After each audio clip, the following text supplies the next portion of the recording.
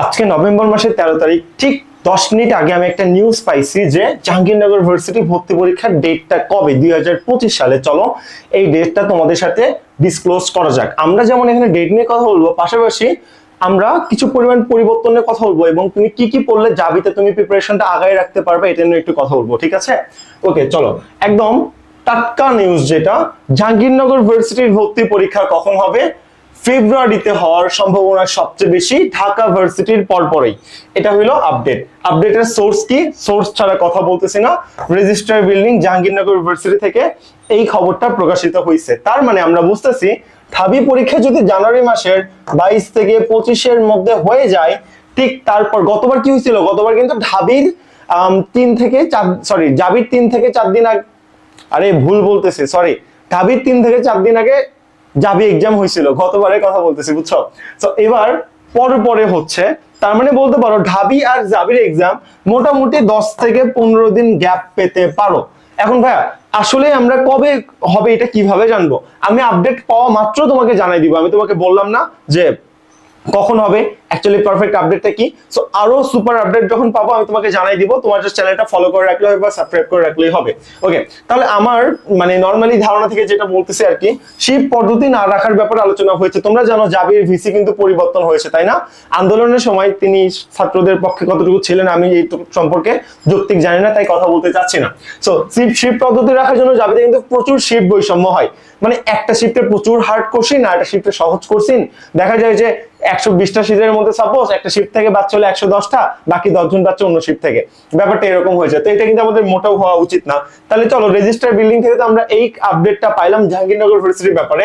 আমরা আর কিছু এক্সট্রা জেনে নিই যাতে করে আমাদের প্রিপারেশনটা আগায় রাখতে পারি। দেখো, একটা সার্কুলার খুব একটা পরিবর্তন হয় না, কিছুটা এদিক থেকে ওইদিক পরিবর্তন হয়। এখন আমি তোমাকে যে সার্কুলারটার কথা দেখাচ্ছি এটা হলো আমাদের আপডেট সার্কুলারের আগেরটা, মানে এইচএসসি 23 ব্যাচের সার্কুলার। 24 ব্যাচের সার্কুলার যখন আসবে, আশা করি 10-15 দিনের মধ্যে আসবে, আমরা তোমাকে জানাই দিব। তো আপাতত তুমি এটা দেখো, তাহলে একটা আইডিয়া পাবা। যেমন দেখো, সিট সংখ্যা দিয়ে তুমি যদি একটু তাকাও, বি ইউনিট, সি ইউনিট, এটা আমরা আর্টস ইউনিট বলতেছি। সিট সংখ্যা হলো 386 প্লাস 418টা, ছেলে মেয়ে হাফ হাফ। এখন বলো এই আপডেট কি পরিবর্তনে 386 থেকে 1000 হয়ে যাবে? না, তো এগুলো মোটামুটি কিন্তু সেম থাকবে। তারপর জাবির যে ব্যাপার, 80টা এমসিকিউ থাকে এবং জিপিএ এসএসসি এর উপর 7% মার্ক, এইচএসসি এর উপর 13% মার্ক, মানে জিপিএ এর উপর মার্কটা আর কি থাকতেছে, বুঝছো? তো এই হলো ব্যাপার, একটুকু তো পরিবর্তন হবে না। এটা যদি তুমি না জেনে থাকো, তুমি যদি ফার্স্ট টাইমার হয়ে থাকো, তাহলে আমার থেকে জেনে নাও, জেনে নিতে তোমাদের খুব একটা ক্ষতি নাই, তাই না? এবার নেক্সট একটু চলে আসি, জাবির কিছু ট্যাক্স নিয়ে আমি কথা বলি। আমাদের গত 3 থেকে 4 বছরের এক্সপিরিয়েন্স যেই কথা বলে যে জাবির কোশ্চেন প্যাটার্ন কিভাবে হয়। জাবিতে কোশ্চেন হুবহু কমন খুবই কম আসে, এবং কমন যদি আসেও জাহাঙ্গীরনগর ভার্সিটি থেকে কখনো রিপিট হয় না। জাহাঙ্গীরনগর ভার্সিটি কোশ্চেন লাইন থেকে রিপিট হয় না। কোথা থেকে হতে পারে? রাজশাহী ভার্সিটি বা চট্টগ্রাম ভার্সিটির সেম কোশ্চেনও না, আরো জেনে নিন ব্যাখ্যাগুলো দেওয়া থাকে না, ওই ব্যাখ্যাগুলো থেকে না মাঝে মাঝে রিপিট হয়, বুঝছো? তো জাবির জন্য তোমার ফার্স্টে র টপিক গুলো পড়তে হবে। জাবির জন্য সিলেক্টেড বাংলা, ইংলিশ, জিকের র টপিক আছে, ওই র টপিক গুলো শেষ করতে হবে। কোন কোন টপিক আমাদের ভিডিও লাস্টে উঠবে, জাহাঙ্গীরনগর ভার্সিটির ডিটেইলস, সেখান থেকে দেখে নিও। ওই র টপিক পড়ার পর তুমি এই থিওরি বা এই মেকানিজমে আগাবা। যেহেতু ঢাবির কয়েকদিন পরেই যাবি, তোমাদের আসলে এখানে প্রচুর প্যারা হয়ে যাওয়ার কথা, আমি চাচ্ছি না তোমার জন্য প্যারা হোক, তাই জিনিসটা দেখাই দিচ্ছি। দেখো, জাবিতে ইংলিশ প্রথম পত্র থেকে কোনো কোশ্চেন আসে না। এবার কি হবে বলা যাচ্ছে না, কারণ এবার অ্যাকচুয়ালি তোমার সরকার পরিবর্তন হয়েছে, যে কোনো কিছু হইতে পারে। সিন্ডিকেট কমিটি যেহেতু পরিবর্তন হয়ে গেছে, ঠিক আছে? ইউনিক কোশ্চেন প্যাটার্ন প্রতিবার, কোশ্চেন ব্যাংকের টাইপ রিপিট হয়। টাইপ মানে কি? গতবার তোমার যদি ন্যারেশন থেকে কোশ্চেন আসে, গতবার যদি তোমার ইতিহাসের ধরো মুসলিম শাসনামল থেকে কোশ্চেন আসে, এবারও আসবে, কিন্তু কোশ্চেন ডিপলি হবে, এত সহজ কোশ্চেন হবে না। এটাকে বলা হলো টাইপ রিপিট হওয়া, সেম না, বুঝছো? বাংলা প্রথম পত্র থেকে 35% কোশ্চেন, সেকেন্ড পার্ট থেকে 75% কোশ্চেন আসে। মানে হলো সেকেন্ড পার্ট মুখস্থ আইটেম প্লাস বিরোচনটাইতে মুখস্থ আর ব্যাকরণ আইটেম, এই দুইটা মিলে 75%, আর 35% আসছে তোমার ফার্স্ট পার্ট থেকে, এখান থেকে তোমার আসতেছে, ঠিক আছে? হুবহু কোশ্চেন রিপিট হয় না বললেই চলে, খুবই কম জাবিতে আসলে, আমি যেটা আর কি বলতেছিলাম। তাহলে কই থেকে রিপিট হয় বলবো, জিকে সিলেক্টেড টপিক পড়তে হয়। জাবিতে সেকেন্ড টাইম আছে, সেশন গ্যাপ অবশ্যই প্রযোজ্য, এবং সেকেন্ড টাইমের জন্য, সেশন গ্যাপের জন্য জাবিতে একটা সিঙ্গেল মার্কও কাটে না, এটা আমাদের সবচেয়ে বড় সুবিধা। কিন্তু এখানে আমরা কি দেখতেছি, ছবিতে মোটামুটি আমাদের 5 মার্কের মতো কেটে নিচ্ছে। তো এটা নিয়ে আমি একটু আগে ভিডিওতে কথা বললাম, যেটা কি করা উচিত না করা উচিত, ওটা নিয়ে তোমরা এখন ডিটেইলস চিন্তা করো। তোমরা একটা স্মারকলিপি দিতে পারো যে আমাদের উপাচার্য বা কি বলবো আসলে ভিসি বরাবর, যে আমরা এটা আসলে করা উচিত না বা সামথিং লজিক দেখে দিতে পারো, এখন তারা যে ডিসিশনটা নেবে সেটা আমরা মাথা পেতে নিব। আমরা কখনো প্রশাসনের বিরুদ্ধে না, আমরা আমাদের যে প্রশাসন আরো বেশি ভালো জানে, ঠিক আছে, আমরা তাকে সবসময় অনুসরণ করব, তারা যেটা বলবে তার মানে সেটাই ফাইনাল আপডেট, সেটাই আমাদের ফিক্স থাকা উচিত। এটা আমি চবির ব্যাপারে তোমাকে বলতেছিলাম। সো এই তো প্রপার গাইডলাইন প্রয়োজন আমাদের। একটু আগে দেখলাম বিউপিতে কিন্তু নেগেটিভ মার্ক 0.50, এবার জিকে কোশ্চেন ইংলিশে হয়, বাট জাবির ক্ষেত্রে কিন্তু নেগেটিভ মার্ক 0.20। এই জন্য জাবিতে আন্দাজে অনেক টিক মারা যায়, মানে 5টা যদি তুমি টিক মারো, যদি 4টা ভুল হয় 1টা ঠিক হয়, তাহলে সমানে সমানে হয়ে যাবে। এদিকে একটা তোমার ব্যাকআপ পয়েন্ট আছে। কিন্তু এবার যে কি করবে কিচ্ছু বোঝা যাচ্ছে না, লেটেস্ট সার্কুলার আসা মাত্র আমরা আপডেট দিয়ে দিব, সেই পর্যন্ত তোমরা একটু কষ্ট করে ধৈর্য ধরো। এবার আসো আমার প্রেডিকশন আমি তোমাকে একটু দিই।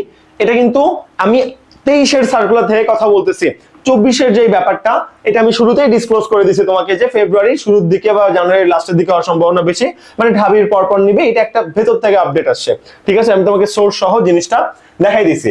এবার আমরা একটা জিনিস জানতাম যে জাবিতে না তোমার যদি ইংলিশে মাইনাসের কম থাকে, ইংলিশে যদি এ মাইনাসের কম থাকে তাহলে তুমি জাবিতে ভর্তি পরীক্ষা দিতে পারবে না। দেখো লেখা আছে যাদের এ গ্রেড আছে তারা কোথায় সব জায়গায় ভর্তি পরীক্ষা দিতে পারবে, যাদের এ মাইনাস আছে তারা C1 তে ভর্তি পরীক্ষা দিতে পারবে, আর যাদের বি আছে তারা শুধুমাত্র C1 এ ভর্তি পরীক্ষা দিতে পারবে। বুঝতে পারতেছো? মানে এ প্লাস থাকলে তো কোনো কথাই নাই, আমি কম জিনিসটা আসলে কথা বলতেছি, এটা গতবারের ব্যাপার। বাট আমার মনে হচ্ছে এবার যেহেতু ইংলিশের রেজাল্ট সবার খুবই ড্রাস্টিক্যালি খারাপ, মানে খুবই খারাপ, ভয়ানক, প্যাথেটিক, তো সার্কুলার চেঞ্জ হয় অ্যাকচুয়ালি সিচুয়েশনের উপর ভিত্তি করে। ধরো একবার প্রচুর ফেল করতে, তাহলে কি খুব বেশি মার্কের রিকোয়ারমেন্ট কেউ দেয়? দেয় না। যখন অটোপাস ছিল তখন আগে জিপি এর মার্ক কত ছিল? জিপি এর উপর আগে 100 মার্ক থাকতো ভাই, 100 মার্ক থাকতো জিপি এর উপর, এখন সেটা কমায় 20 করছে। কেন করছে? মাঝখানে করোনা চলে আসছিল। তো এই জিনিসগুলো আপ এন্ড ডাউন ঘটবে, এদিক হবে ওইদিক হবে, ওটা নিয়ে আমাদের কোনো রকম মাথা ব্যথা থাকে না। সেটাই বলতেছিলাম যে এবার ইংলিশের যে প্রেডিকশনটা তারা দেয়, যে একটা সিচুয়েশন দিয়ে দেয় যে ইংলিশে মাইনাস না থাকলে ভর্তি পরীক্ষা দেওয়া যাবে না, আমার মনে হয় এবার এটা উঠাই দেওয়া উচিত বা কমানো উচিত।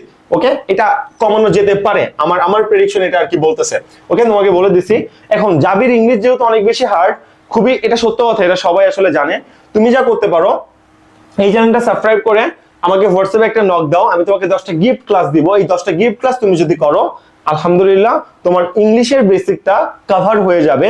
ইংলিশেই কিন্তু সবাই সবচেয়ে বেশি ধরা খায়, মানে সবচেয়ে বড় ঝামেলা হয় কিসে ঝামেলা হয়? ইংলিশে।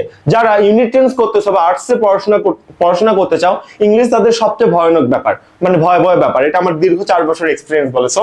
তুমি এই ক্লাসটা নিয়ে নিতে পারো, ভিডিওতে লাইক দিয়ে সাবস্ক্রাইব করে আমাকে যদি স্ক্রিনশট দাও, তাহলে আমাদের টিম থেকে তোমাদের এটা সার্ভ করে দিবে, ঠিক আছে? একটু হইলো আমাদের এইটার ব্যাপার। এবার চলো আমি একটা ব্যাপার দেখাই তোমাদের, যাতে ইংলিশের সমস্যা, ইংলিশে গিফট ক্লাস করে যদি ভালো লাগে, 14ই নভেম্বর ঠিক কয়দিন পর, কাল থেকে আমাদের ব্যাচ শুরু হচ্ছে ইংলিশ কোর্স। ইংলিশ কোর্সে আমরা তোমাকে জাবি রাবি যত রকম ঝামেলা আছে সব ইংলিশ কভার করে দেবো, শেষ, সব কভার হবে। এবং বিউপি ক্র্যাশ কোর্স লঞ্চ হয়েছে কালকে থেকে। এই ক্র্যাশ কোর্সে ভর্তি হলে তোমার আপাতত বিউপির জন্য যতটুকু প্রয়োজন সব কভার হবে।